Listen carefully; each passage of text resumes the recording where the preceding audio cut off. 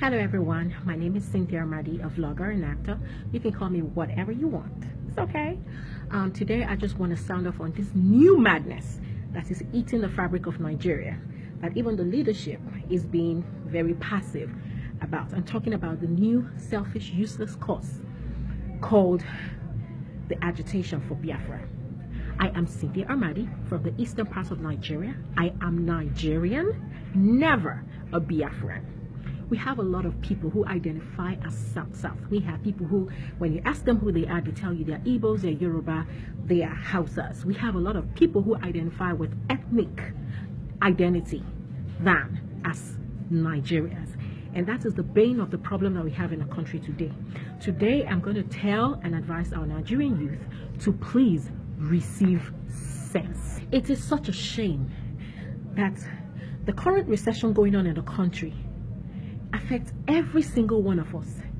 I be get anybody where the cost of bag of rice they reduce from 13,000 naira because it's Hausa, Igbo, or Yoruba? No. When you go to buy one rubber of gari from the market and they tell you it's over 1,000 naira, one rubber of gari used to be 250 naira. Now it's over 1,000 naira. The price doesn't come down because you're Igbo. It doesn't go up because you're Hausa. It doesn't reduce because you're Yoruba. It is still the same amount. So we are all united in the suffering brought about by this recession, but we fail to see that we have one common enemy as Nigerians, the government and the government officials. So instead of fighting them, we channel all our energies into attacking ourselves, dividing ourselves in the process, agitating for Biafra, the North asking the South to move. Come on, what is going on? When are we going to receive sense?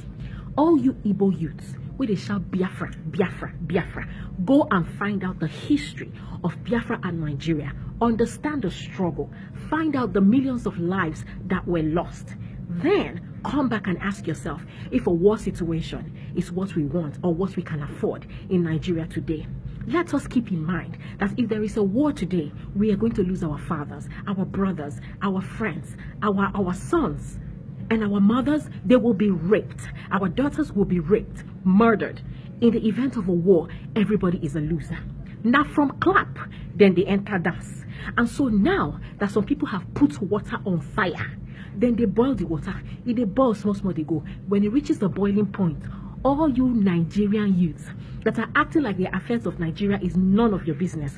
All you celebrity Instagram celebs who wanna be, that all you do is channel your energy instead of looking towards a good Nigeria or fighting for a good Nigeria. You're all on Instagram, allowing somebody's lives to validate yours, typing away your destinies. When it is time for war, all the telcos, telecommunication company will run. Before it gets to that boiling point, they will run and there will be no Instagram. Then we go face ourselves. And maybe by then it will be too late for us to realize that we should have stopped this nonsense when we had the opportunity to. We spend so much time and energy attacking each other. The Igbos calling for a new nation. The Hausas asking the Igbos to leave. The Igbos, in my opinion, are the most selfish tribe in Nigeria. I am one of them. Yes, I agree. But like palm wine, I know they support bad thing. Now, for all of you that are agitating for Biafra, selfish Nigerian youths who are joining that nincompoop called Nnamdi Kanu in trying to divide Nigeria today, is there any tribe in Nigeria that has possessed more foreign lands from the Igbo land as much as the Igbo? No. There is a saying that if you go anywhere in the country and you do not find an Igbo man, run, because what it means is it's either not viable for business or it is not a safe place to live. By this I mean the illustrious sons from the Igbo land have spread their tentacles around the country, possessed different landed properties in the north and in the west, and some of them are even, like in some cases, like what's going on in Lagos, challenging the monarchs in the land. That's to tell you how comfortable they are. But here they are asking for divided nation. Can somebody tell those Nigerian youths that are agitating for Biafra that even the late Ojukwu, who was the propagandist and the originator of this Biafran thing, God rest his soul, but before he died, he did grant an interview where he said it will be a mistake for Igbos to agitate for Biafra, a second time. So all you sons of the land who are just following leadership, who are following people you call your mentors to try to divide this country, in the event of a war, now go lose. It's been a delight to see Nigerians come together to fight collectively, to fight the government for what is rightfully ours. Instead, we are busy fighting ourselves. Mothers, our mothers, caution your children, caution your sons. It is time for una to carry una breast, begin to talk to una children. Remind them of how they sucked your breast, and remind them of how you are not ready and willing to be a childless woman. Remind them of how you are not willing to be a widow. Remind them of how you are not willing to be raped. Ask some of the older ones that is still left in our generation. Ask them, those who witnessed the war, ask them what it felt like in a war situation. So before we call for war, let us first think, because in the event of a war, everybody will be a loser. Now let me bring my point closer home. Biafra this, Biafra that. We want this, we want that. Let us face it. The most ethnic bigots in Nigeria are the Igbos. The average Igbo man does not love his fellow Igbo man. If you see a man from Anambra and you identify as a man from Delta, from Asaba, that shares a common boundary with Onitsha, tell them you're an Igbo man. They will tell you that you are Delta Igbo, you are not an Igbo. You are not a full Igbo. That's to tell you how there is no love amongst us. But amongst the Yoruba people, as long as you speak that language, whether you're from Lagos State or you're from Kwara State or you're from Ekiti State, they identify as Omoya. They don't talk boundaries. So the average Igbo man is very selfish. He is friends with his fellow Igbo for as long as he has an edge over him. The minute his brother is beginning to do well, and the minute his brother starts showing prospects of doing better than him, enmity comes in.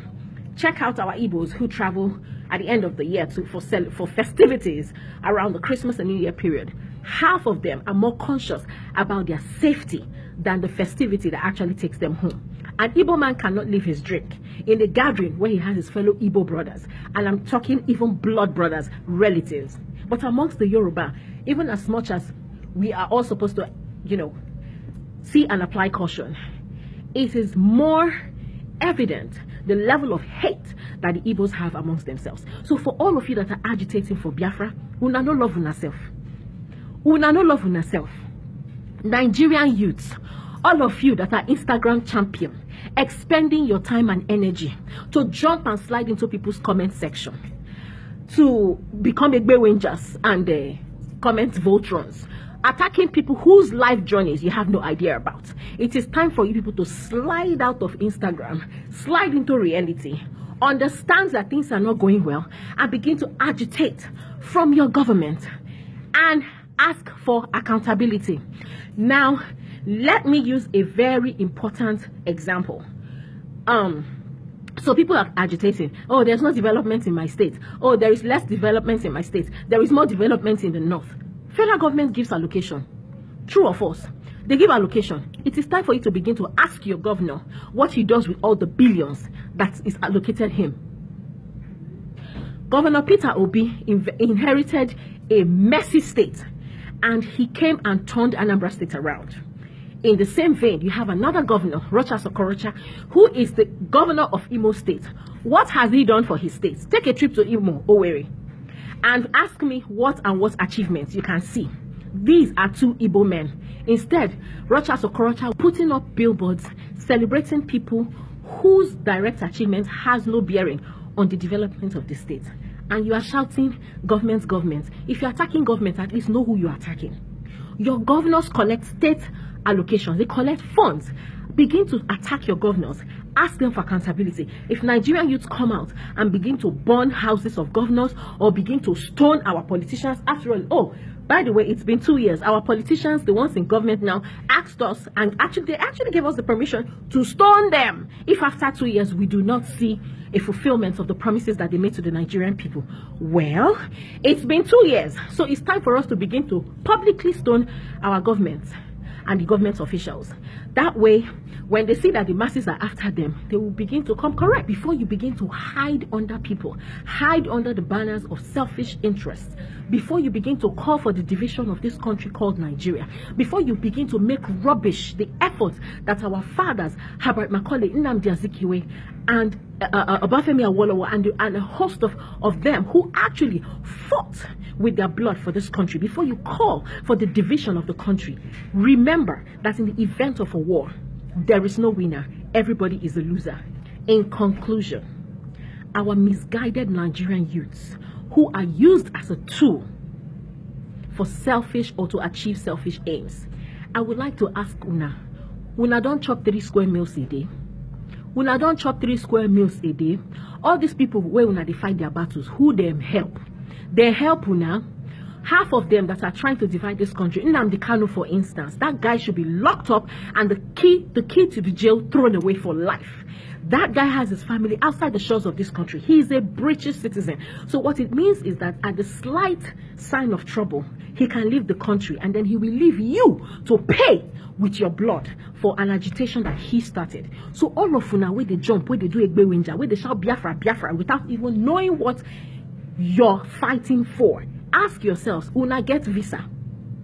If them begin they burn houses now, they rape Una sister, say they say to make everybody now run. You get visa to run, go anywhere. Because whether you like it or not, the children of the rich, half of them school abroad, and even the ones who are here in Nigeria, by the time push comes to shove, they can leave the country and they will leave you to pay with your blood. So Nigerian youths, if you now no get sense, begin to receive sense. And if you receive sense, you know what, apply sense, you no go ever get sense again. Before you fight, ask yourself, what am I fighting for? The people who are asking me to go fight, of what interest do they represent? Do they actually represent my interest? Let us come together and fight the government. Let us come together and fight the policies. It's high time to abolish Federal Character Commission, because clearly it know they work. If not business, it know they move.